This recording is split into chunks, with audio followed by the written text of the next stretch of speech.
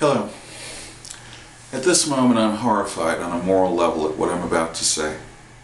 I'm horrified because it's the antithesis of everything I would want to say. I'm advocating a nuclear first strike against North Korea's nuclear program and missile program. I'm advocating that this happens sooner than later. Now this is madness. This is the kind of madness that could end all life on Earth. This is apocalypse stuff. It's end of days stuff. We haven't used nuclear weapons on people since Nagasaki in August of 1945. Since then, the basis of the Cold War's relationships and the basis of the Pax Americana has been the idea that nuclear weapons are weapons of last resort, only used when all other measures fail, basically as a retributive strike against somebody who's trying to conquer the world.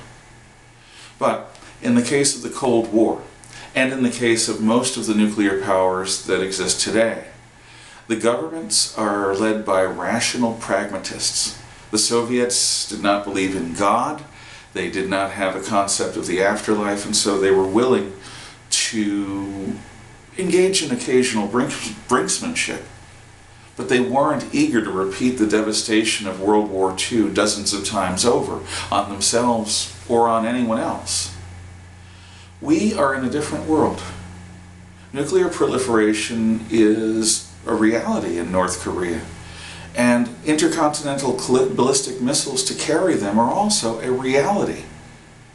They are about to be reality in the Islamic Republic of Iran. For the first time, the human species is faced with an existential threat from nuclear weapons not in the hands of cold-headed pragmatists in the United States, the Soviet Union, the Western European democracies, or even the People's Republic of China.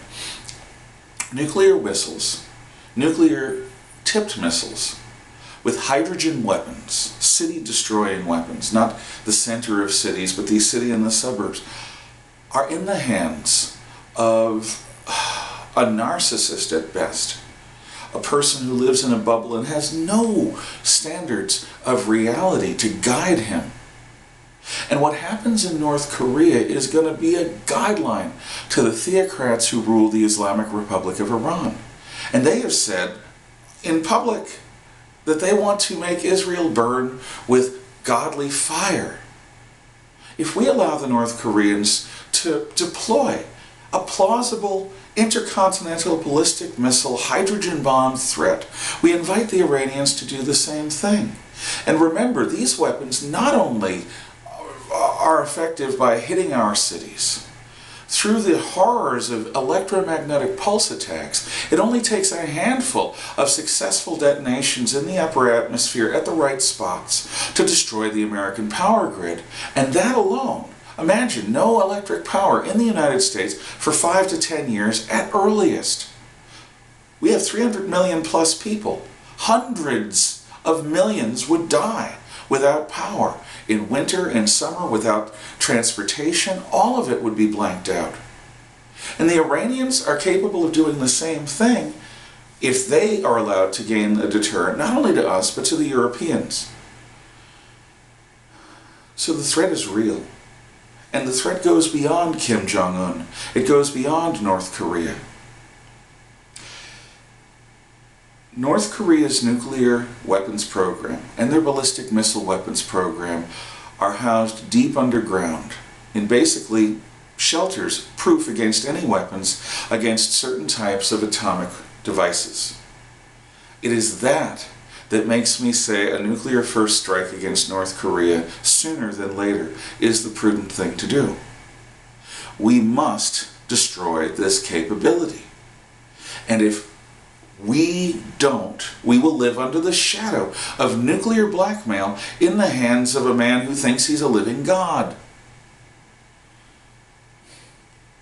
We'll also live in the atomic shadow of the Iranians, who believe that they're God's agents on Earth, here to bring in the millennium, the day of Hak, on their terms. I would rather not be saying any of this.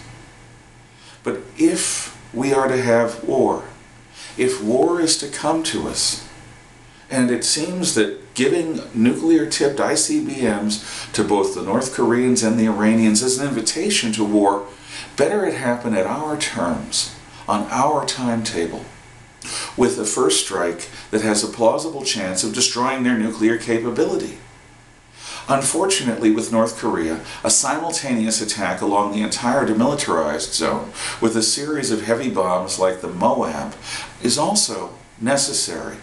Simultaneous and necessary because they hold hundreds of thousands of artillery pieces within range of Seoul, South Korea, a city of over 20 million people.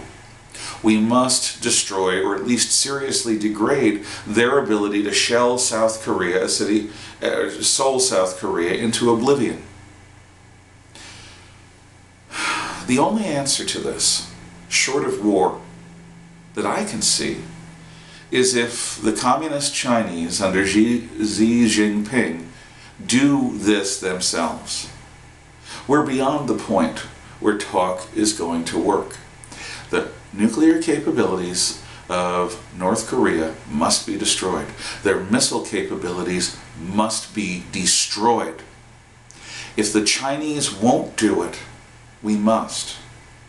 If we fail to, we invite not only a nuclear war in the Korean Peninsula on the terms and at the timetable of Kim Jong-un, we invite simultaneous attacks by the Iranians against Israel and Europe, by the Russians against Europe, and by any other rogue actor who has been restrained by the fear of overwhelming American military response.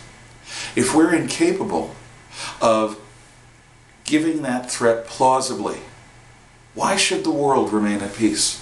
Why shouldn't the aggressive actors go after their dreams? I really do feel like primates at the beginning of 2001: A Space Odyssey, smacking each other with clubs. It is a depressing moment, a horrifying moment. But we're here. Better to strike on our terms than to wait for the strike to come from them. Think on it, pray, and be well.